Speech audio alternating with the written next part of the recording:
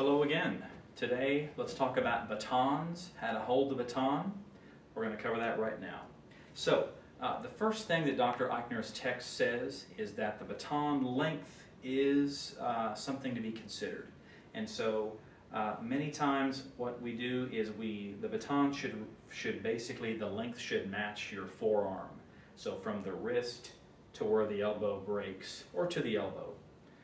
Mine is actually a little bit longer than that. And I think he says it's okay if it goes into the palm as well.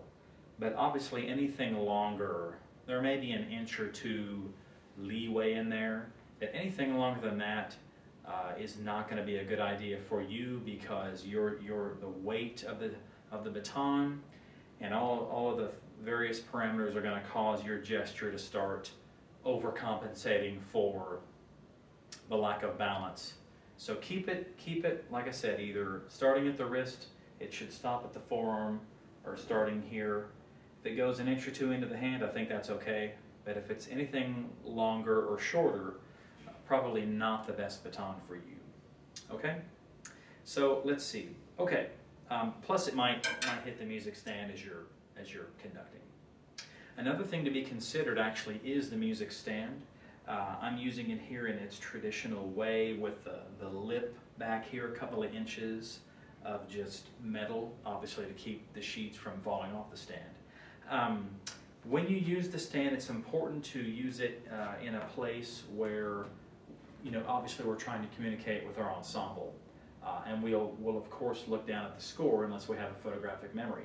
However, depending on your eyes and how old you are and all that stuff, you want to stand at a place where all you really have to do is tilt your eyes or your head down to see the score.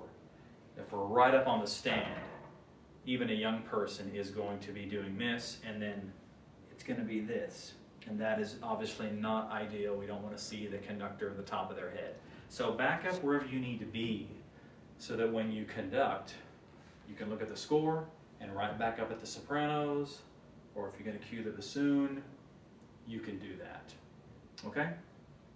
But of course, there's another option, and that is you could turn the stand this way, and that way this 2 inches of metal is not in your way. And obviously the weakness is that your papers could fall off the score, but as long as you don't turn it at too great an angle, then the papers stay, and you still got what you need, and you can conduct and look down. So I just encourage you to play with that, because obviously if the stand is too high and you're trying to conduct, then your baton can't get as low as it needs to be, and then you're conducting higher, and the player's breaths is more clavicular, and it's not a low full breath, and then we have all sorts of tuning problems and other things. So just think about the baton and develop your own strategy. Okay? Okay. Of course, the baton is an extension of the arm. That's the whole point of it.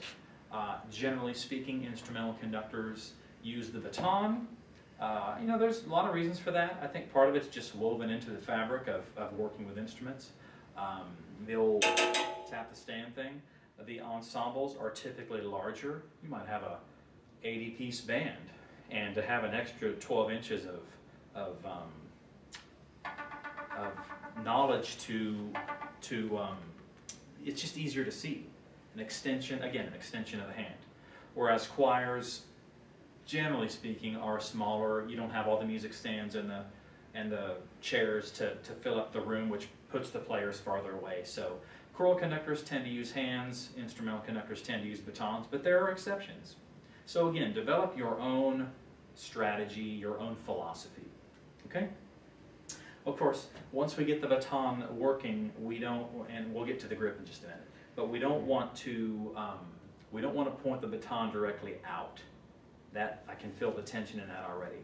Our natural body makeup, if we simply put the baton in our hands and bring the hands up like we talked about before, the baton's going to point towards the center of the ensemble.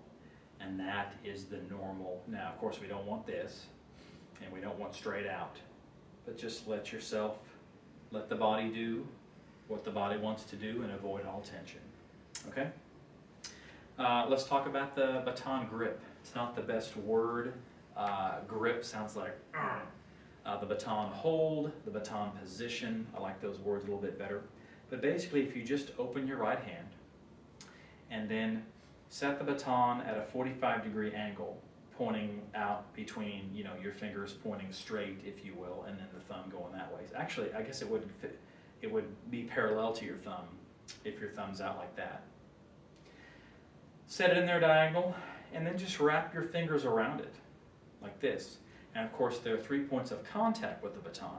There is the thumb, which is right up here, and I wouldn't press the thumb against it, just let it try to be relaxed.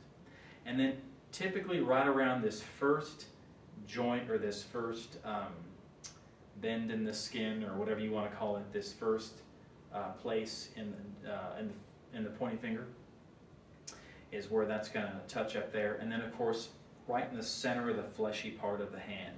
So those 3 places are where the baton points of contact are. This is the grip that I teach. It's very similar to matched grip, like percussion players, you know, the old traditional players that play like this. This would be not that, but this would be the matched grip. And I like it. I think it's very good for legato. And then if you want to open up, I tend to grab the baton a little bit more above the shaft and kind of open up the back a little bit if I want like staccato. Try to keep that pinky restrained, but that's down the road. So that is the hold, and we also don't want to let the baton point upwards. Generally speaking, I mean, it points a little bit upwards, but we're not talking about that. And if your wrist is working correctly, then we're not going to have this kind of thing happening either. But as far as whether you use baton or hands, that's really up to you and the music you're conducting, the ensemble you're conducting, the room in which you're conducting. So exploration for that one. All right, thank you.